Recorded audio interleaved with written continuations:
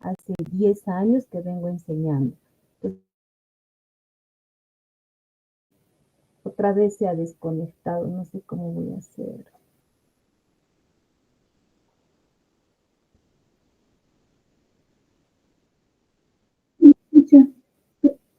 Sí, sí.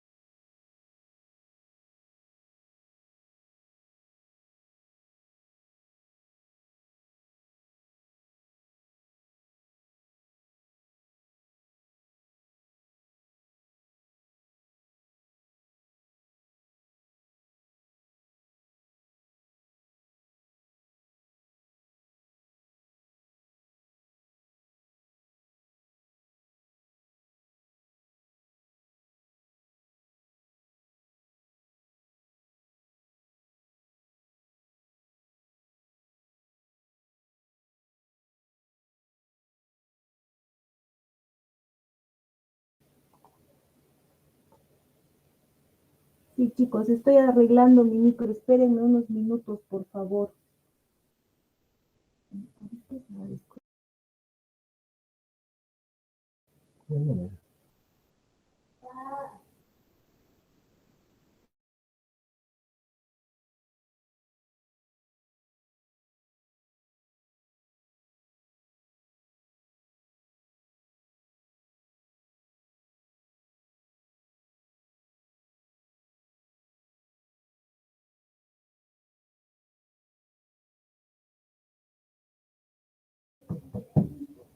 A ver, chicos, creo que ya está solucionado.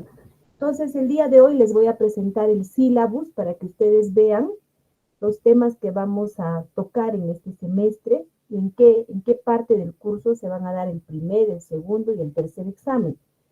Y seguidamente vamos a hacer la primera parte del curso, ¿no? Entonces, como ya sabemos, el curso es de medicina interna, ustedes ya han hecho semiología, hay algunos conocimientos que ustedes deben repasar previamente. Ya les voy a ir señalando en el sílabo. Entonces, la delegada se llama Stephanie Lucero, ¿no? Ya. Entonces, Stephanie, contigo tenemos que coordinar todas las clases que tenemos. Si hay algún cambio, si ustedes van a necesitar por X motivos hacer en alguna oportunidad virtual o quieren alguna modificación, todo chicos a través de la delegada.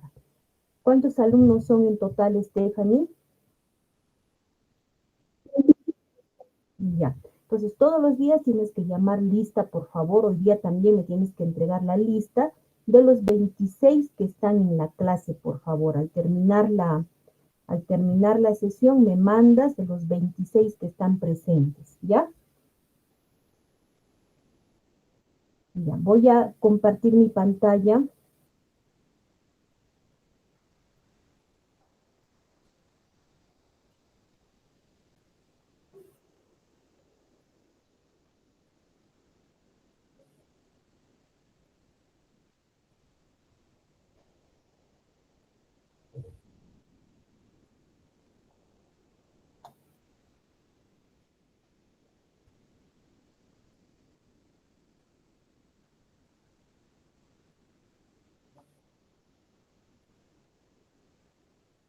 Bueno, chicos, como ya saben, el curso es el curso de cardiología clínica. Los temas que vamos a tocar en este semestre, primero vamos a hacer lo que son el examen de auscultación cardíaca, ¿no?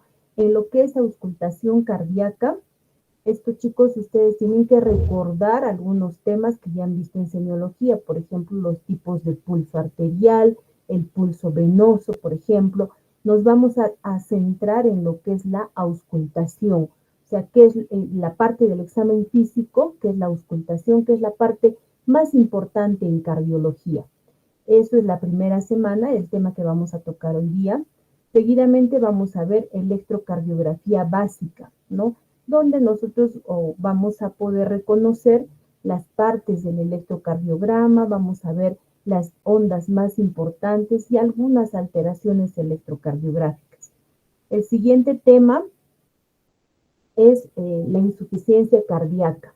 La insuficiencia cardíaca, chicos, es un tema muy amplio, ¿no? Incluso en cardiología hay una especialidad, una subespecialidad dentro de cardiología que solamente se dedica a ver lo que es falla cardíaca. Como van a ver, la falla cardíaca es un estadio final, ¿no? De una patología que nos lleva a la falla cardíaca. Entonces vamos a poder ver la definición, la fisiopatología, cuáles son los mecanismos que se activan, la etiología que es muy variada, vamos a poder diagnosticar falla cardíaca y las mejores opciones de tratamiento. El tema que va a continuar es de hipertensión arterial, que es un tema muy importante que todo médico general, como ustedes van a hacer antes de que hagan la especialidad, deben saber diagnosticar y también darle la mejor opción terapéutica. En lo que es hipertensión arterial tenemos la hipertensión primaria, que es la esencial, la más frecuente. Tenemos también otro tipo de hipertensión, que es la hipertensión secundaria, como su nombre lo dice, secundaria a alguna alteración, ¿no? Que puede ser, por ejemplo, secundaria a alguna alteración renal, a una patología renal, a una patología renovascular, o puede ser por una causa, por ejemplo, como un tumor, como un feocromocitoma, etc. Dentro de lo que es la hipertensión secundaria, vamos a tocar lo que es la preeclampsia, que es la hipertensión de la gestante, ¿no? Y también vamos a ver lo que son la emergencia hipertensiva, que es la crisis hipertensiva. Una vez que hayamos terminado este tema, vamos a dar el primer examen, ¿no? Que ya ustedes ya tienen que saber, chicos, que la siguiente clase después de la crisis hipertensiva, la siguiente clase es el examen. Entonces yo les sugiero que no cambien la fecha, ¿no? Sobre todo porque ustedes tengan tiempo para estudiar, porque a veces van retrasando el examen y ya para las últimas pues les queda todos los exámenes diarios, no es lo más conveniente, ¿no? Otra recomendación, chicos, es que cada clase que avancemos, ustedes al finalizar repasen, lean para que fijen los conocimientos. Igualmente, ustedes tienen la práctica. En la práctica, vayan, pregunten, interésense en saber del paciente, porque si ustedes no preguntan, pues muy difícil que puedan aprovechar lo que es la práctica. Entonces, cada clase avanzada es una clase leída y además tienen para reforzar en lo que es la práctica. Entonces, hasta acá, chicos, van a dar el primer examen. Después, para el segundo examen, los temas que vamos a tocar son endocarditis infecciosa, que es un tema importante por la alta tasa de mortalidad. Vamos a ver también lo que es la fiebre reumática, que es una enfermedad que va muy ligada a nuestro medio por la pobreza, una enfermedad que lamentablemente nos va a dar una valvulopatía crónica, sobre todo en mujeres, ¿no? Y seguidamente vamos a tocar lo que son las valvulopatías. Primero la valvulopatía mitral. Dentro de la valvulopatía mitral vamos a tocar lo que es la estenosis mitral, la insuficiencia mitral y el prolapso de la válvula mitral. Seguidamente vamos a ver las patologías de la válvula aórtica, lo que es la estenosis aórtica, la insuficiencia aórtica y finalmente lo que son patologías de la válvula tricuspidia, ¿no? Lo que es la insuficiencia y la estenosis tricuspidia. El siguiente tema son las enfermedades del pericardio. Recordarles que el pericardio es la membrana que cubre el corazón y en el pericardio tenemos pues dos membranas en realidad, ¿no? Una membrana que es la que está pegada al corazón, que es la membrana visceral, y la otra membrana que es la membrana parietal. Dentro de estas membranas hay un líquido para que no se produzca un roce entre las membranas. Entonces, este líquido también cuando hay un aumento en la acumulación de este líquido nos va a producir patologías como el derrame pericárdico y una emergencia del derrame pericárdico o una complicación es el taponamiento cardíaco, por ejemplo, ¿no? Esas son patologías que vamos a ver en lo que son enfermedades del pericardio. El siguiente tema son las cardiomiopatías. Las cardiomiopatías son un grupo de enfermedades que van a afectar primariamente al corazón, ¿no? O sea, no son consecuencias de otras enfermedades, no son secundarias, por ejemplo, a hipertensión, a cardiopatía isquémica, nada. Lo que son enfermedades que van a afectar primariamente lo que es la estructura y la función cardíaca. Dentro de las cardiomiopatías tenemos la cardiomiopatía hipertrófica, la dilatada y la restrictiva. Vamos a ver las diferentes características de estas patologías, la fisiopatología, cómo llegamos a un diagnóstico y un tratamiento adecuado. El siguiente tema que vamos a tocar es la cardiopatía isquémica. La cardiopatía isquémica pues es uno de los principales, de las principales patologías cardiovasculares, ¿no? Porque es una enfermedad que lamentablemente va en aumento de lo que es la prevalencia. ¿Por qué? Porque va a un aumento también los factores de riesgo que son la hipertensión, la diabetes, la obesidad, el sedentarismo, el tabaquismo, etcétera, y los malos hábitos de vida, ¿no? Entonces, esto hace que cada vez esta enfermedad sea pues mucho más prevalente a nivel mundial. Por eso es que debemos saber primero hacer una prevención, un diagnóstico adecuado y cuáles son las mejores opciones de tratamiento para el paciente. Una vez que hayamos terminado lo que es la cardiopatía isquémica, van a dar el segundo examen parcial teórico. Entonces ya saben que terminando esta patología, la siguiente clase tiene que ser el segundo examen teórico. Para el tercer examen tenemos estos diferentes temas, ¿no? Vamos a ver lo que son enfermedades de la aorta, o sea, de lo que es la aorta, ¿no? Lo que es el aneurisma, lo que es la disección aórtica, lo que es el hematoma, etc. El siguiente tema es la enfermedad vascular periférica, donde vamos a ver cómo afecta esta enfermedad isquémica a lo que son las arterias periféricas. Dentro de estas, la enfermedad arterial periférica, vamos a ver también lo que son enfermedades de las venas, trombosis venosa, lo que es insuficiencia venosa y la complicación pues más importante de la enfermedad venosa, que es la tromboembolia pulmonar. El siguiente tema vamos a ver lo que son las cardiopatías congénitas. Como su nombre lo dice, son enfermedades pues, que vienen con el nacimiento, ¿no? Son enfermedades que se van dando en la gestación. Entonces vamos a ver que las cardiopatías congénitas se van a clasificar en cardiopatías congénitas acianóticas, las más frecuentes la comunicación interauricular, interventricular y lo que es la persistencia del conducto arterioso. Esas tres vamos a tocar dentro de lo que son las cardiopatías congénitas acianóticas. Vamos a ver cuál es la clínica, cuáles son, cómo se clasifica y vamos a ver también qué opciones de terapia le podemos ofrecer al paciente. Y las enfermedades congénitas, cardíacas congénitas cianóticas, como su nombre lo dice, ¿no? Presentan cianosis.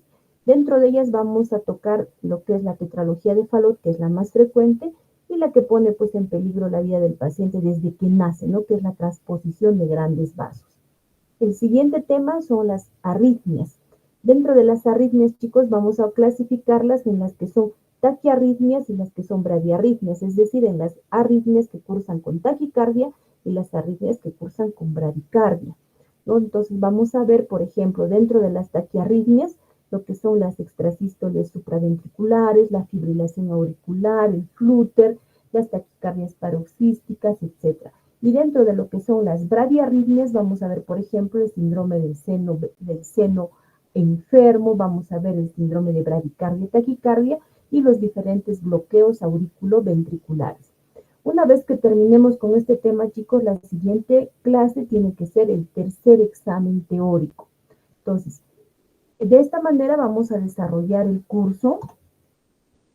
Vean que todos los temas están programados. Entonces, una vez que den el tercer examen, van a tener también una opción más para elevar su nota o de alguna manera para subsanar, ¿no? Van a tener opción a un cuarto examen, el examen subsanatorio, donde se da, pues en realidad es un examen de todo el curso y que va a poder reemplazar la nota más baja, ¿no? Entonces, de esta manera vamos a desarrollar el curso como siempre se ha hecho en el semestre que estamos iniciando. Entonces, chicos, ustedes ya saben qué temas vamos a tocar. El sílabus se presenta solamente un sílabus porque es de todo el curso, entonces lo vamos a presentar ya cuando esté estructurado de todo el curso de medicina interna. Si tienen alguna duda, pueden preguntar ahora, chicos.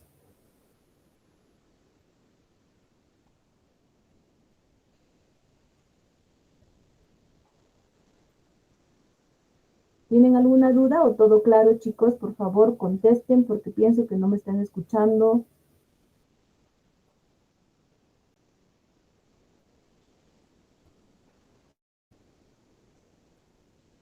Entendido, doctora.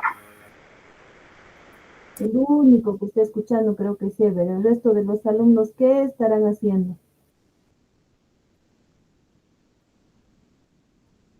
Inclu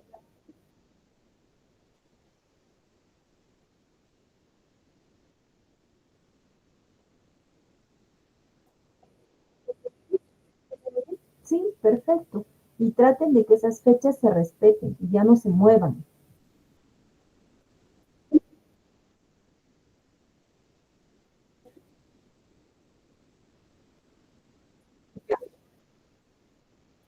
Ya, perfecto. Entonces, chicos, vamos a empezar hoy día con lo que es el examen físico. Voy a seguir compartiendo mi pantalla.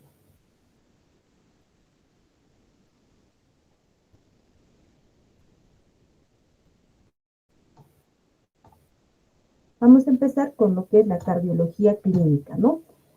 Como sabemos, la patología cardiovascular es uno de los problemas más prevalentes en países desarrollados, pero también es muy frecuente en países en vías de desarrollo como el nuestro.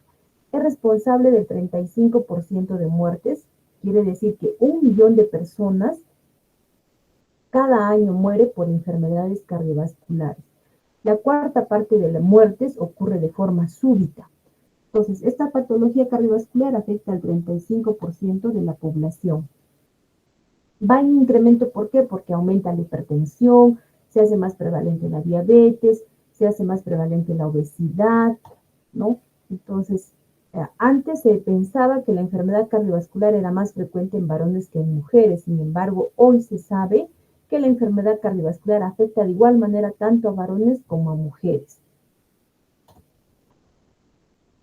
Otras causas que nos van a llevar a esta enfermedad, por ejemplo, son la diabetes, la obesidad, el síndrome metabólico. Cuando hablamos de síndrome metabólico, chicos, estamos hablando de un paciente hipertenso, diabético, obeso, con dislipidemia, ¿no? Entonces, todos estos factores de riesgo nos van a llevar a que esta enfermedad se haga más prevalente con el tiempo, ¿no? Entonces, es importante hacer un pequeño recuerdo o un breve recuerdo de lo que son los síntomas cardíacos. Los síntomas cardíacos se pueden presentar por tres mecanismos. Uno, por isquemia miocárdica, ¿no? Cuando hablamos de isquemia miocárdica, fíjense, estas son las arterias coronarias. Cuando hay una disminución en el flujo sanguíneo de las arterias coronarias, el paciente va a presentar lo que es la isquemia, ¿no? Que puede ser en sus diferentes presentaciones la isquemia aguda, la isquemia crónica, ¿no? Pero los síntomas del paciente van a ser lo que ya conocemos, ¿no? Ese dolor típico, opresivo, retroesternal, ese dolor que se irradia al brazo, a la mandíbula, etcétera, ¿no? Que tiene la característica de ser opresivo. Los otros síntomas van a ser por trastornos de la función de bomba, es decir, cuando el paciente ya presenta una insuficiencia cardíaca, ¿no? En este caso podemos tener síntomas tanto de insuficiencia cardíaca izquierda como de insuficiencia cardíaca derecha. Los otros síntomas son cuando hay una obstrucción al flujo sanguíneo. Esta obstrucción puede darse, por ejemplo, por patologías valvulares, ¿no? Por ejemplo, por una estenosis o una insuficiencia de la válvula mitral o de la válvula tricuspidia. Y los otros síntomas son por trastornos en el ritmo, es decir, cuando el paciente presenta arritmias, ¿qué nos va a indicar el paciente? Que presenta pues sensación de palpitaciones o por ejemplo síncope, etcétera, ¿no? Entonces en la isquemia lo que se va a presentar es un desbalance entre el aporte y la demanda de oxígeno y el paciente va a presentar este dolor opresivo, retroesternal. Cuando hay falla cardíaca o trastornos de bomba, el paciente generalmente se queja de fatiga, de disnea, ¿no? Va a depender los síntomas dependiendo de qué ventrículo esté insuficiente, por ejemplo acá, ¿no? Puede haber disnea, congestión pulmonar, puede haber edemas. Cuando hay obstrucción al flujo sanguíneo, es decir, por alteraciones en lo que son las válvulas, tanto mitral como aórtica o tricuspidia, va a haber, por ejemplo, manifestaciones por trastorno de la contracción o de la relajación, puede haber alteraciones del ritmo, pueden presentar palpitaciones, disnea, hipotensión, angina, síncope, ¿no? Entonces, ¿cuáles son los síntomas cardiovasculares? Los más importantes, chicos, la disnea, no se olviden que es una dificultad para respirar, el dolor torácico, el síncope, que es una pérdida súbita de la conciencia, puede haber edema. Entonces, por ejemplo, cuando el paciente tiene disnea, tenemos que ver si esa disnea es de origen pulmonar o puede ser de origen cardíaco. Otras causas también de disnea, por ejemplo, la obesidad, ¿no? Cuando el paciente sube muy rápidamente de peso, también puede presentar disnea, o cuando el paciente pues está ansioso. El dolor torácico es uno de los síntomas más frecuentes, ¿no? Que vamos a verlo muy frecuentemente en lo que es la atención de emergencia. Pero el dolor torácico tiene múltiples causas, pueden ser causas que puedan llevar a la mortalidad al paciente, como el infarto, la disección de aorta o la tromboembolia pulmonar, por ejemplo, pero también puede haber otras causas, ¿no? Por ejemplo, la neumonía, la ruptura esofágica, que también pueden llevar a la mortalidad, a la muerte al paciente. Otras causas menos severas, por ejemplo, y muy frecuentes, la costocondritis o un dolor pues de tipo muscular, por ejemplo, ¿no? Cuando hablamos de edema, que es el aumento de volumen de las zonas declives generalmente, puede tener un origen renal, puede tener un origen hepático, puede tener un origen cardíaco, ¿no? Hay que ver las características del edema para determinar cuál es el origen del edema. El síncope, chicos, es la pérdida súbita de la conciencia.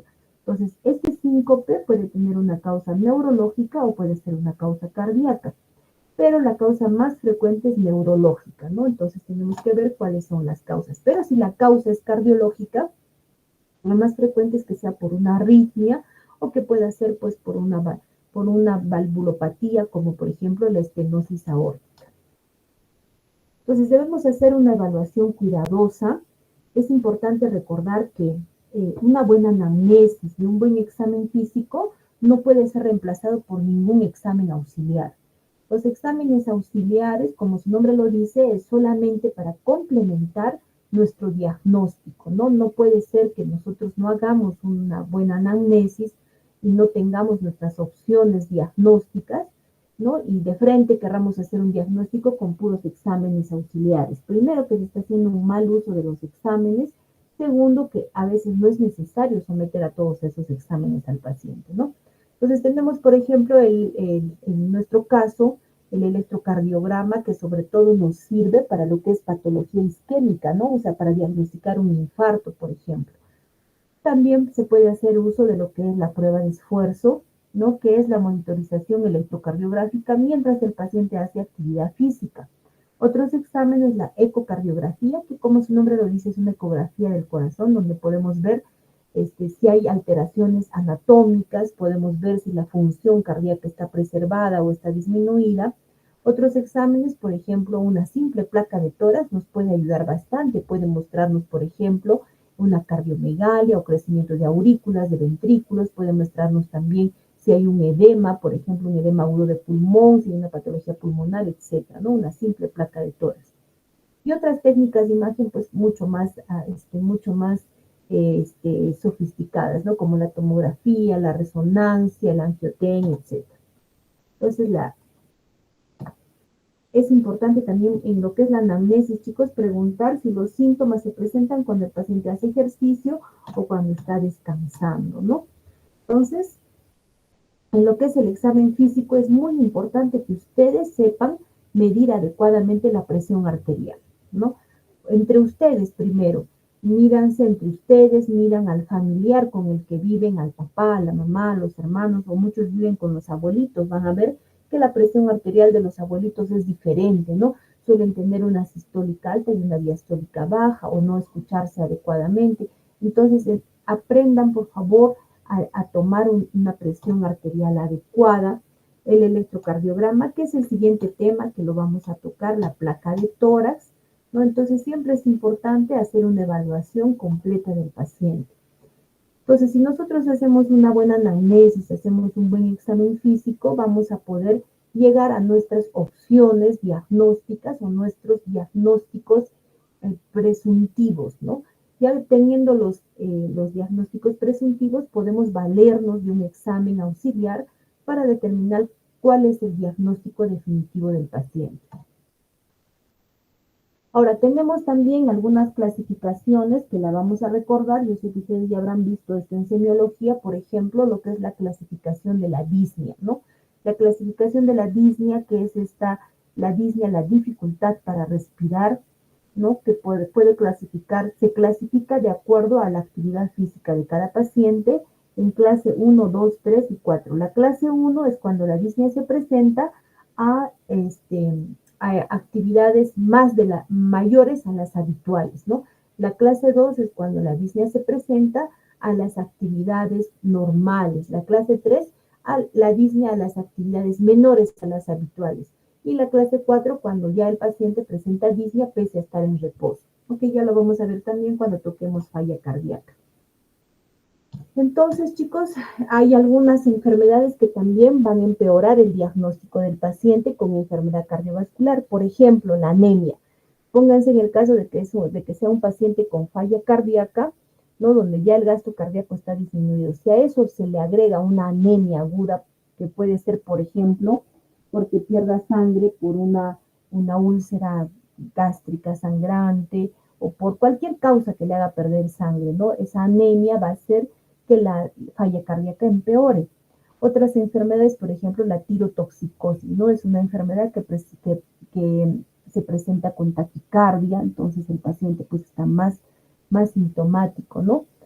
Entonces el diagnóstico se debe hacer con una buena historia clínica, un examen físico adecuado y algunos exámenes que nos van a servir como el electrocardiograma, la ecocardiografía, la placa de tórax, algunos exámenes sanguíneos, y cuando ya nosotros hemos llegado a un diagnóstico adecuado y le vamos a ofrecer una terapia adecuada al paciente, podemos valernos de exámenes más invasivos como por ejemplo un angiotem, por ejemplo, o test genéticos, ¿no? Para diagnosticar una enfermedad, por ejemplo, un síndrome de Marfan, por ejemplo, ¿no? Entonces, hay que ver también, es importante, la historia familiar del paciente. Hay familias, por ejemplo, de hipertensos, familias de diabéticos que casi siempre van de la mano, o hay familias que tienen enfermedades autoinmunes, o familias pues que tienen cáncer, ¿no? O sea, la enfermedad, la herencia familiar es importante en todas las patologías. Otras enfermedades, por ejemplo, el pectum excavatum, ¿no? Que como ven en esta imagen es el pectum, el tórax hundido, ¿no? Lo que es la parte de lo que es el esternón hundido, ese es el pectum excavatum, también suele ir acompañando alguna enfermedad cardiovascular, que ya lo vamos a ver adelante, o algunas enfermedades genéticas como el síndrome de Marfan, por ejemplo. Entonces, es importante que nosotros podamos ver si hay causas familiares, ¿no? Hábitos familiares también es importante, por ejemplo, el tabaco, ¿no? Cuando hay el papá, el abuelo que son fumadores, generalmente pues en la familia hay fumadores, ¿no? El consumo de sal, hay familias que consumen con mucha sal, y esto podemos ver, por ejemplo, cuando van a un restaurante se aumentan sal, ¿no? Eso también. El sedentarismo, chicos, eso es también importante preguntar al paciente qué actividad física realiza usted y con qué frecuencia, ¿no? Es importante. Entonces tenemos que ver la actividad habitual del paciente, si tiene alguna comorbilidad, si está recibiendo algún tratamiento previamente, ¿no? Entonces, eso es importante. Ahora, también debemos recordar que hay enfermedades que pueden producir síntomas cardíacos, pero tener un origen diferente, ¿no? Por ejemplo, cuando el paciente tiene un hipertiroidismo, el paciente puede hacernos falla cardíaca, puede hacer fibrilación auricular, puede hacer taquiarritmias. Nosotros queremos tratar la arritmia, pero lo que debemos hacer pues es un estudio mayor, ¿no? De lo que es el perfil tiroideo, y tratando la causa tiroidea muchas veces se cura lo que es la enfermedad cardíaca. No hay otras enfermedades que también pueden debutar. Por ejemplo, hay muchos pacientes que tienen infartos cerebrales y la causa no está pues en el cerebro, sino es una causa cardioembólica, por ejemplo, o una causa como una arritmia, como la fibrilación auricular paroxística, por ejemplo, ¿no? Ahora, por ejemplo, cuando hay una patología del pericardio, que es el derrame pericárdico, que como ya les he mencionado, el pericardio tiene dos capas, en medio de las dos capas hay líquido. Cuando este líquido aumenta rápidamente, nos va a producir el derrame pericárdico. Entonces, muchas veces, chicos, la causa no es cardíaca, sino la causa de este derrame pericárdico. Lamentablemente, en nuestro medio, la causa más frecuente es la tuberculosis, ¿no? Es tratando la tuberculosis se va a tratar el derrame.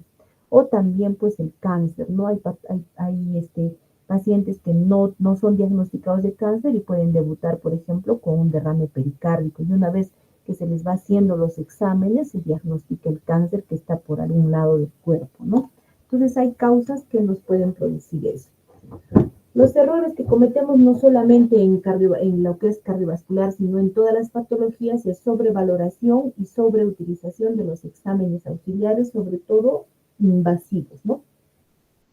Pues ya sabemos que los exámenes auxiliares tienen que complementar una buena anamnesis y un buen examen físico. No pueden suplir estas partes, ¿no? de lo que es el interrogatorio y el examen físico.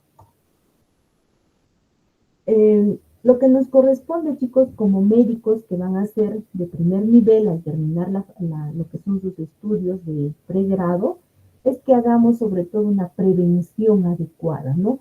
Sobre todo en lo que es enfermedad cardiovascular, la prevención es importante y la prevención la hacemos desde nosotros mismos, desde nuestra casa, desde nuestra familia, desde nuestro grupo de amigos, ¿no? Hay que fomentar los estilos de vida saludable y tener un peso adecuado, no tabaco, no alcohol, manejar adecuadamente lo que es la presión arterial, la diabetes, etc. Espérenme un minutito, chicos, por favor, tengo una llamada urgente.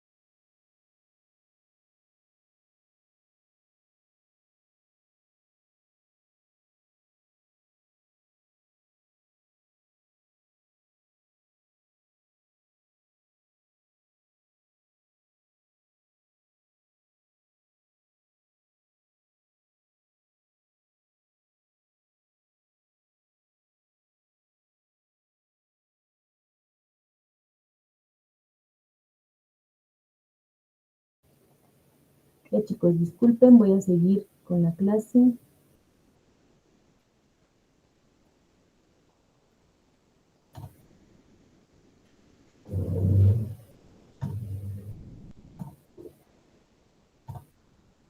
Entonces es importante hacer la prevención y también hacer lo que es ya un examen adecuado, ¿no? Entonces, chicos, si tienen alguna pregunta hasta acá, la pueden hacer ahora. ¿Me están escuchando, chicos? ¿Todo bien? Sí, le escuchamos, doctora. Todo bien. Ya, perfecto. Entonces, ya cuando nosotros tenemos al paciente, es diferente hacer una anamnesis y un examen físico cuando el paciente está en emergencia o cuando el paciente está en consulta externa o cuando el paciente está hospitalizado. Por ejemplo, si el paciente está en emergencia, pues nuestra anamnesis, nuestro examen físico tiene que ser dirigido y tiene que ser también de manera rápida, ¿no? Porque se supone que el paciente está en emergencia, está por una patología que puede poner en riesgo la vida del paciente. Ahora, si el paciente está, por ejemplo, en consulta externa, tenemos más tiempo para poder hacer un examen físico, hacer una anamnesis adecuada. Ahora, si el paciente está, por ejemplo, hospitalizado, pues con mayor razón tenemos más tiempo para hacerle un examen completo, ¿no? Entonces, la historia clínica y el examen físico tiene que ser adecuado, nos va a dar una información de lo que son los síntomas y signos del paciente, de lo que es la evolución de la enfermedad del paciente. Y podemos ver algunos signos, por ejemplo, lo que es la cianosis, ¿no? Como ya sabemos, la cianosis es ese tinte azulado de la piel y las mucosas, que puede ser una cianosis central o puede ser una cianosis periférica, que se va a producir por un shunt, o sea, una comunicación de sangre arterial y sangre venosa, y nos va a dar esta coloración azulada, ¿no?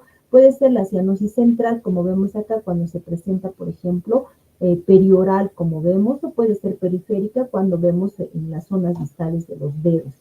Otros signos, por ejemplo, los dedos en palillo de tambor, ¿no? Como vemos, esto se va a presentar en pacientes que viven ya mucho tiempo con cianosis, y los dedos, pues la última falange se va a ensanchar, ¿no? Como palillo de tambor. Otros signos, por ejemplo, la ictericia. No toda ictericia es de origen hepático. Puede haber ictericia de origen cardíaco, como vemos acá, ¿no? Puede haber también lo que es la cirrosis cardíaca. Es importante ver si el paciente tiene hematomas, si tiene equimosis, porque puede haber alteraciones, por ejemplo,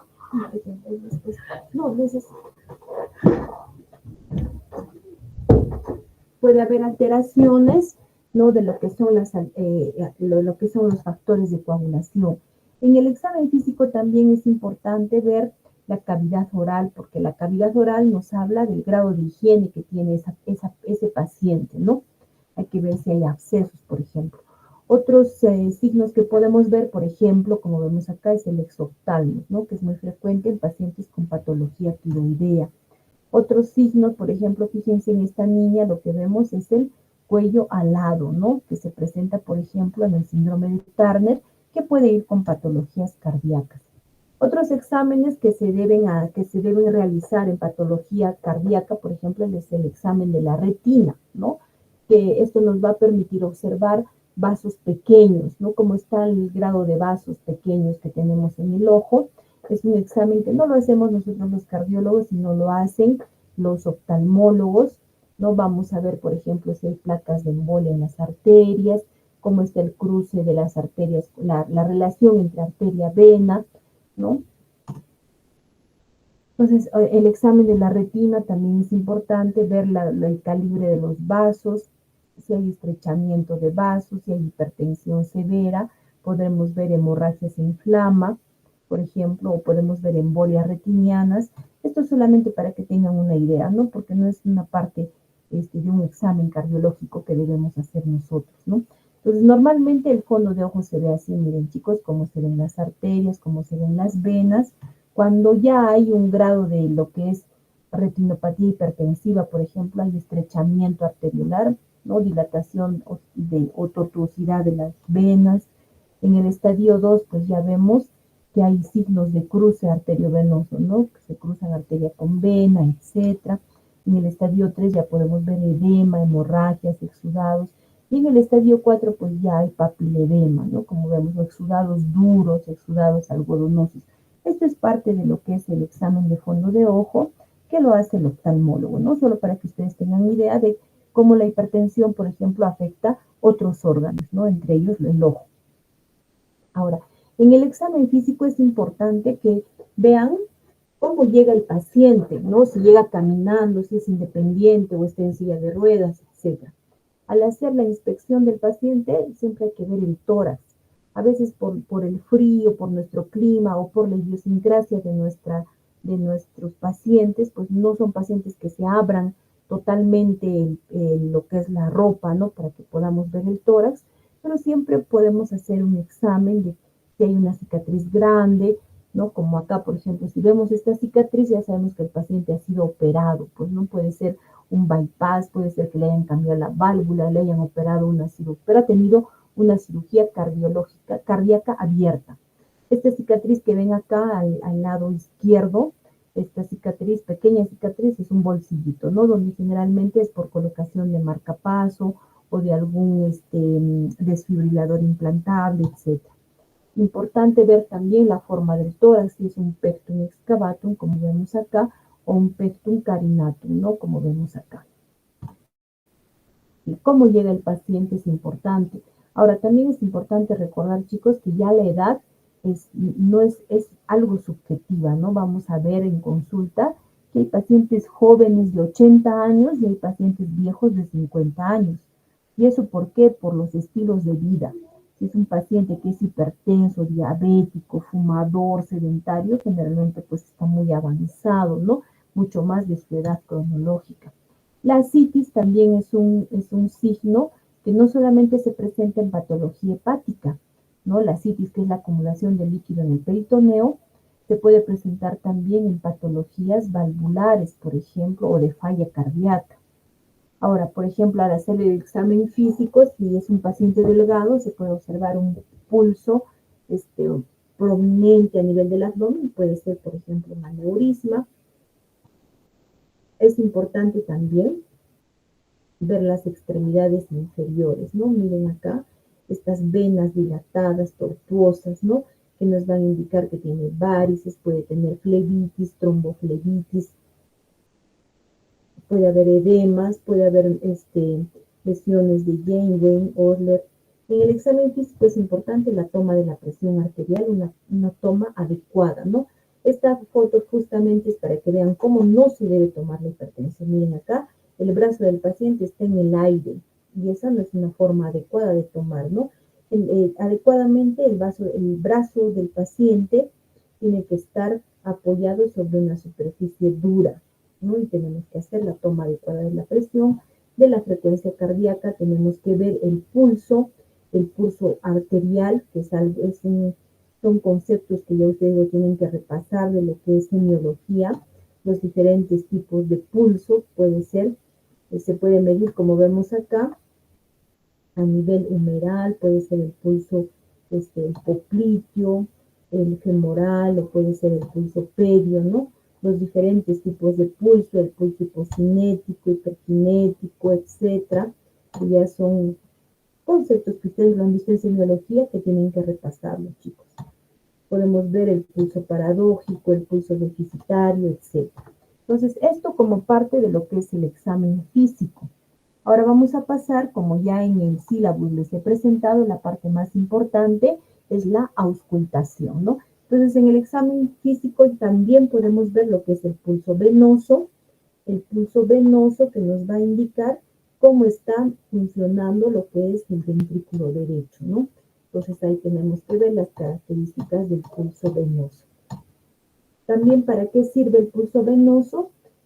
La toma de la presión venosa central, ¿no? Para ver si un paciente, por ejemplo, está con una presión venosa elevada. Entonces, esto con respecto a lo que es el examen físico. Solamente es una leve introducción.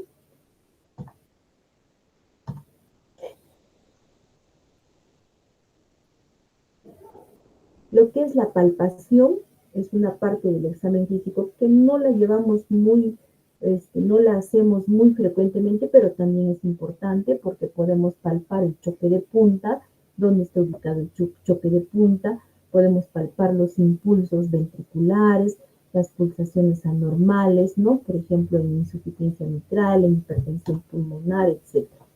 Y vamos a pasar a lo que es el examen físico, que como ya lo hemos visto en lo que es el sílabus, empezamos desde acá, ¿no?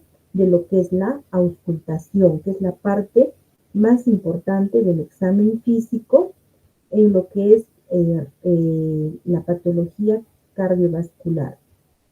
Entonces, para hacer una auscultación adecuada, se debe hacer en una habitación silenciosa, debemos concentrarnos en la fase del ciclo cardíaco.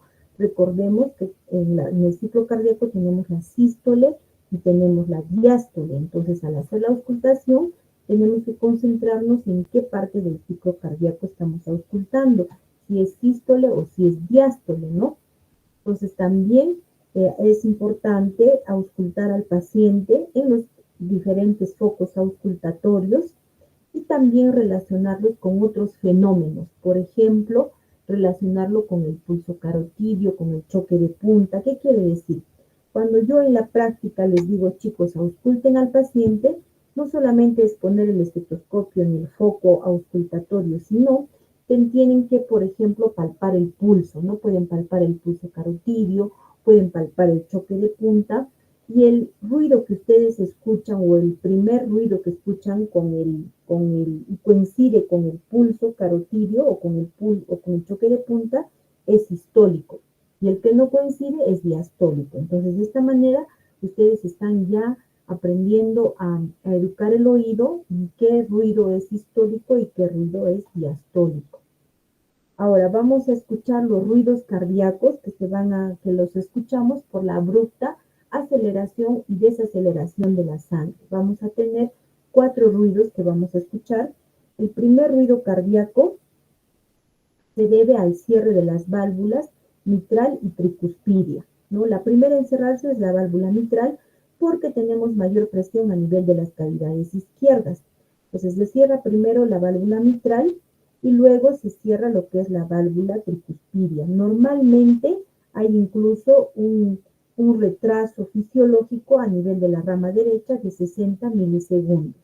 Entonces las características la intensidad del primer ruido va a depender, uno, de la posición de las valvas, sobre todo de la válvula mitral, ¿no? También va a depender de la distancia que tiene que viajar la valva anterior de la mitral desde su máxima apertura hasta el plano del anillo. Ahora, la velocidad de incremento de la presión intraventricular en el ventrículo izquierdo también es importante para que nos dé las características del primer ruido y también es importante pues si hay una presencia de una enfermedad que va a afectar estructuralmente la válvula mitral.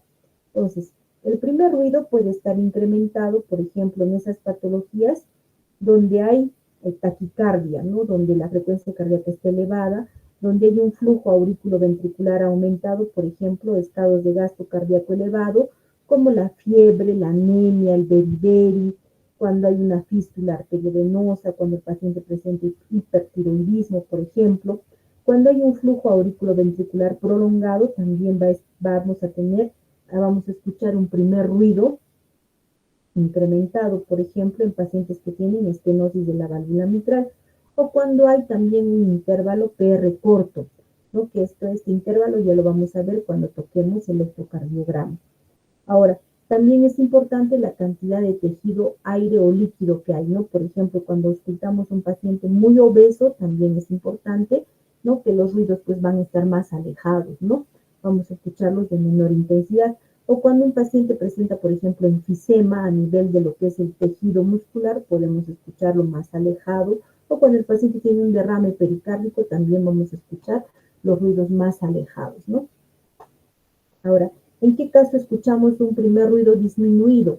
Podemos escuchar cuando hay una pobre conducción del sonido, por ejemplo, un derrame pericárdico, o cuando hay un intervalo PR prolongado, cuando hay una insuficiencia mitral, o cuando el paciente pues está en falla cardíaca, ¿no? Donde hay un gasto cardíaco disminuido. Ahí vamos a escuchar un primer ruido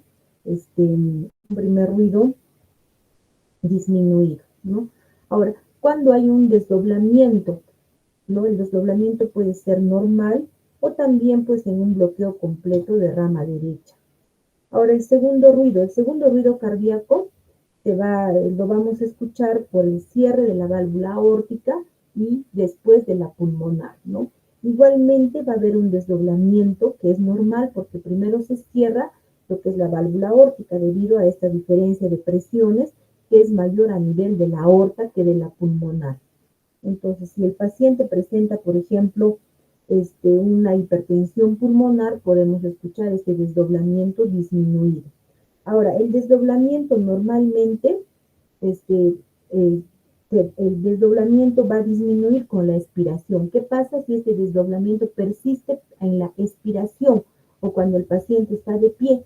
Esto, por ejemplo, lo podemos escuchar cuando el paciente presenta un bloqueo completo de rama derecha, cuando hay extrasístoles de ventrículo izquierdo o cuando el marcapaso está en ventrículo izquierdo. En otros casos, por ejemplo, cuando hay una embolia pulmonar o cuando hay una comunicación interauricular, ¿no? Ahí podemos escuchar este desdoblamiento. Ahora, en hipertensión pulmonar, el segundo ruido está incrementado, ¿no? Y el desdoblamiento puede ser normal, disminuido o incrementado. Va a haber un cierre precoz de lo que es la válvula aórtica, en lo que es la insuficiencia mitral, en lo que es la comunicación interventricular. Hay un retraso en el cierre del componente aórtico cuando hay un desdoblamiento paradójico, es decir, cuando primero se escucha lo que es el cierre de la válvula pulmonar y luego el cierre de la válvula aórtica. Esto también se puede dar en lo que es el bloqueo completo de rama izquierda, en extrasistolia ventricular derecha, en estenosis aórtica, cuando hay un gran cortocircuito de cavidades izquierdas a derechas, por ejemplo, o cuando hay una hipertensión arterial sistólica. El segundo ruido puede estar incrementado, por ejemplo, en pacientes que tengan hipertensión pulmonar. Entonces, normalmente, como vemos acá, tenemos el primer ruido y el segundo ruido, ¿no? Ya sabemos que el primer ruido por el cierre de la válvula mitral y el cierre de la válvula tricuspidia, y el segundo ruido es por el cierre de la válvula aórtica y de la válvula pulmonar. Entonces, vamos a ver que hay un desdoblamiento normal en lo que es el segundo ruido, y cuando es, pues, cuando hay diferentes alteraciones, como ya lo hemos visto, ¿no? Entonces también vamos a tener otros ruidos, los ruidos sistólicos, por ejemplo, que son los ruidos de eyección, ¿no? Que se van a escuchar en lo que es la estenosis aórtica, la pulmonar o dilatación de lo que es la arteria pulmonar o aórtica. Hay clics no eyectivos que lo vamos a escuchar en la mitad de la sístole, seguidos o no de un soplo telesistólico, por ejemplo, cuando el paciente tiene un prolapso de la válvula mitral. Ahora, podemos escuchar los ruidos diastólicos, por ejemplo, cuando hay un chasquido de apertura. Este chasquido de apertura se va a escuchar sobre todo en lo que son las estenosis auriculoventriculares, quiere decir en la estenosis aórtica y en la estenosis aórtica y en la estenosis mitral, perdón, y en la estenosis tricuspidia. Ahí vamos a escuchar un chasquido de apertura. Ahora, tenemos también un tercer ruido, ¿no? Que es el galope. Suena así, como un caballito. Este tercer ruido está presente o es normal escucharlo en niños o también en enfermedades que tengan un gasto cardíaco alto, como la fiebre, la anemia aguda o el beriberi, etcétera, ¿no? Pero si este tercer ruido o galope lo escuchamos, por ejemplo, en un paciente adulto con falla cardíaca, quiere decir que esa falla cardíaca está descompensada, ¿no? Ahora, también hay otros ruidos que se pueden escuchar, como el golpe pericárdico, sobre todo cuando el paciente tiene una pericarditis constrictiva, o el plop tumoral, ¿no? Que, como su nombre lo dice, se va a escuchar cuando el paciente tenga un tumor a nivel intracardíaco. Entonces, el tercer ruido, chicos, nos habla de lo que es una disfunción sistólica. Y por otro lado tenemos el cuarto ruido que se va a escuchar, por ejemplo, cuando hay una contracción auricular o en fibrilación auricular, podemos escucharlo, por ejemplo, en patologías como la estenosis aórtica, la hipertensión, la cardiopatía isquémica o la insuficiencia mitral aguda. La estenosis aórtica, lo que es el cuarto ruido, lo vamos a escuchar por una disfunción diastólica. ¿Qué quiere decir? Que el corazón se contrae adecuadamente, pero no se relaja adecuadamente. Ahí vamos a escuchar el cuarto ruido. Ahora, cuando nosotros hacemos el examen físico, ¿no? Esta parte de lo que es la auscultación, tenemos que auscultar lo que son los soplos cardíacos, ¿no?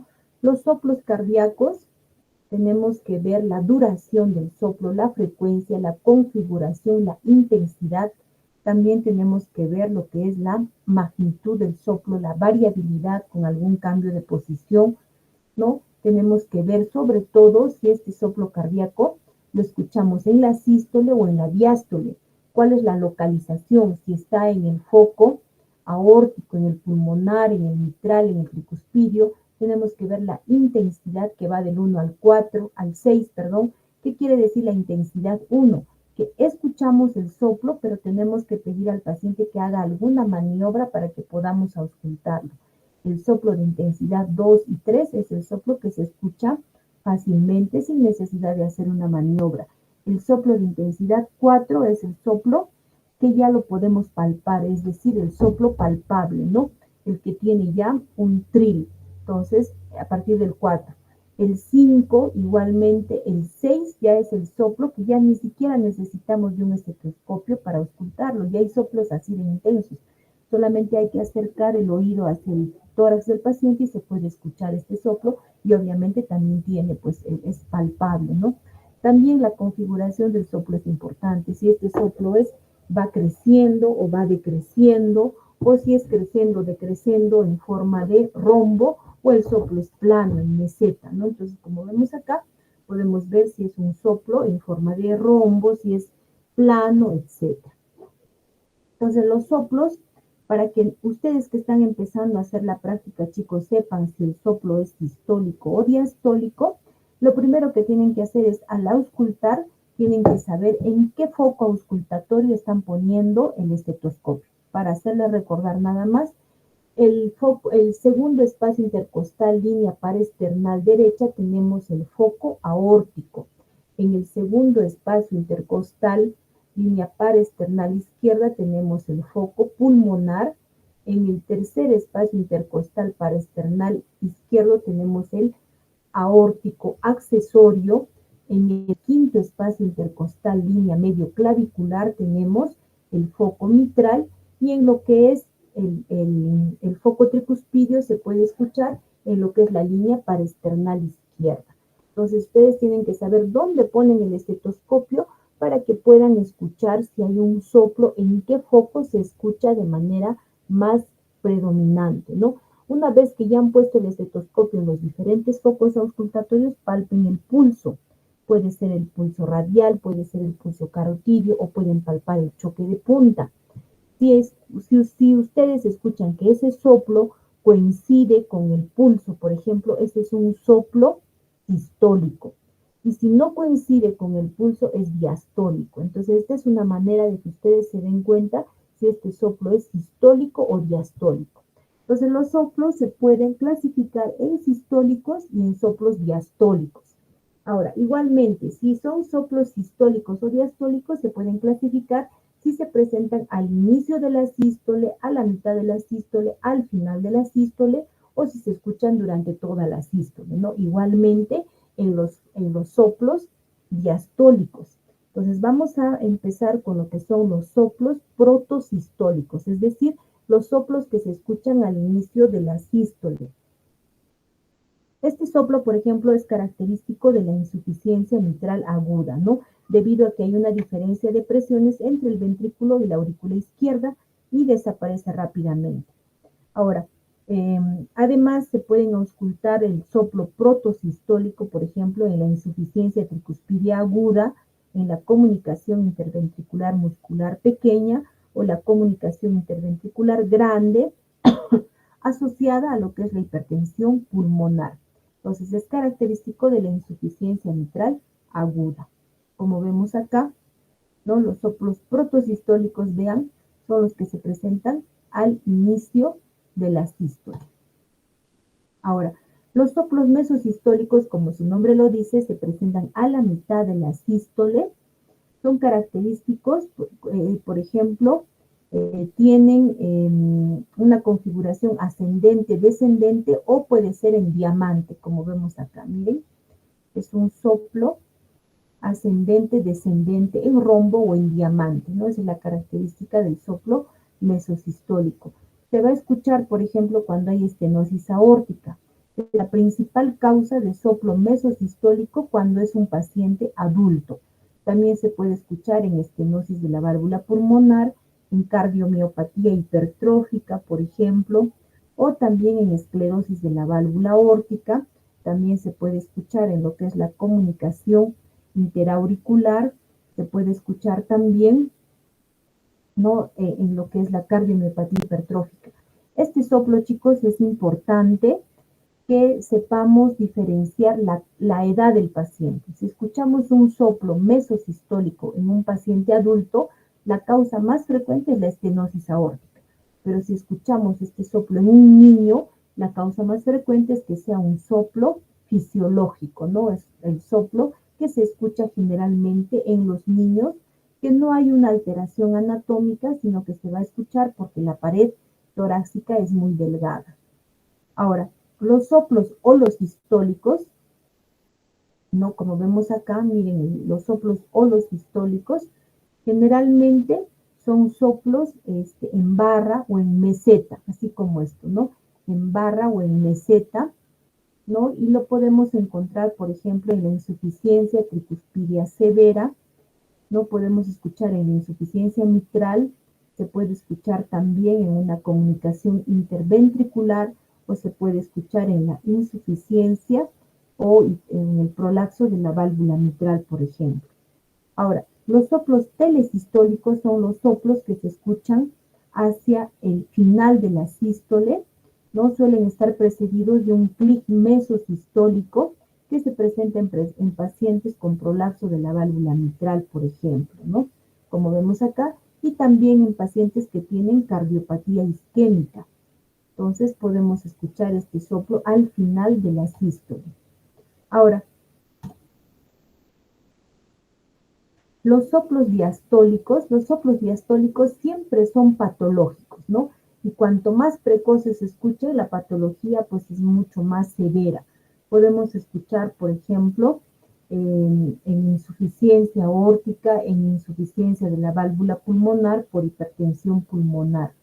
Ahora, los soplos mesodiastólicos, o sea, los que se escuchan a la mitad de la diástole, se debe principalmente a una desproporción del orificio auriculoventricular entre las aurículas y los ventrículos, ¿no? Que puede ser, por ejemplo, por una estenosis que puede ser leve o una estenosis severa. Es importante más que la duración, ¿no? Es importante la duración más que la intensidad, o sea, qué tan rápido se escucha este soplo. Lo podemos también lo podemos mencionar como el chasquido de apertura que se va a escuchar en la estenosis de la válvula mitral o la estenosis de la válvula tricuspidia. Se puede presentar o se puede escuchar también en lo que es la insuficiencia mitral severa, en la persistencia del conducto arterioso, en la comunicación interventricular, en la insuficiencia tricuspidia o en la comunicación interauricular, ¿no? Podemos escuchar estos diferentes soplos. El soplo tiene esta característica y también podemos escuchar lo que es el soplo presistólico, ¿no? Esto sobre todo se escucha en pacientes que están en ritmo sinusal, o sea, en un ritmo normal. En ellos podemos escuchar este tipo de soplo. Ahora, también vamos a tener los soplos continuos. ¿Qué quiere decir? Que son soplos que se van a escuchar tanto en la sístole como en la diástole. Esto, por ejemplo, cuando el paciente tiene una persistencia del conducto arterioso, que es una comunicación entre la aorta y la válvula y la arteria pulmonar, se va a escuchar este soplo continuo. También se puede escuchar en lo que son las fístulas, no arteriovenosas, que pueden ser fístulas congénitas o pueden ser fístulas adquiridas. Por ejemplo, ustedes que están rotando nefrología van a ver que los pacientes que están en hemodiálisis tienen estas fístulas que han sido creadas justo para hacer la hemodiálisis, ¿no? Entonces ahí ausculten, van a escuchar un soplo que va a durar tanto en la sístole como en la diástole. Se puede presentar también en lo que son las fístulas coronarias o conexiones entre el seno de Valsalva y el lado derecho del corazón, en coartación aórtica, en embolia pulmonar también, por ejemplo, ¿no? Ahora, hay otros ruidos que nos pueden hacer confundir con un soplo. Por ejemplo, podemos tener el frote pericárdico, ¿no? El frote pericárdico no es un soplo, sino como su nombre lo dice, es un frote, es como cuando nos frotamos el cabello en el oído, ¿no?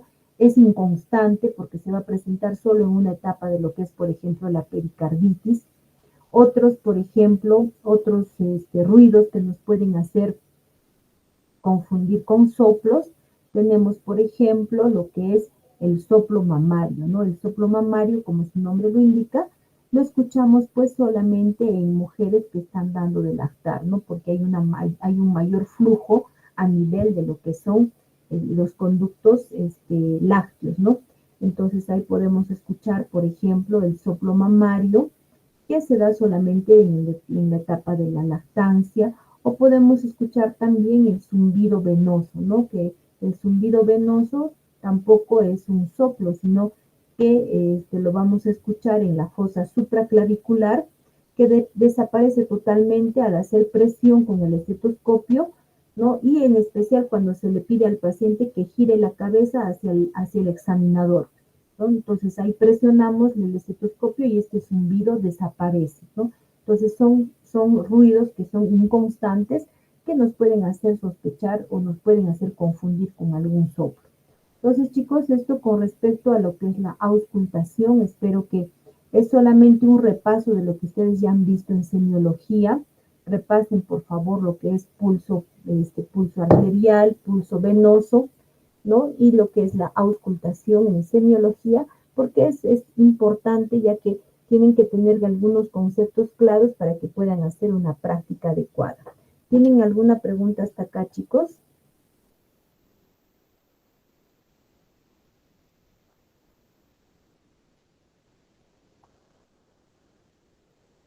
Ninguna, doctora.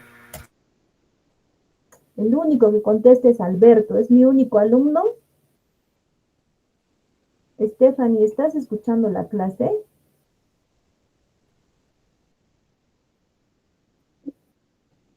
Sería bueno que contestes porque tú eres la delegada, ¿no? Decirme si se escucha, si no se escucha. Bueno, ¿tienen alguna pregunta, chicos, hasta acá? Ninguna. Entonces, espero que haya quedado claro. Nos vemos la siguiente clase, que es el día miércoles, la clase teórica, y con los alumnos que están rotando, pues nos vemos el día de mañana a las 8 de la mañana. Stephanie, ¿me pasas por favor la asistencia del día de hoy? Ya. Bueno, chicos, espero que repasen los temas que ya hemos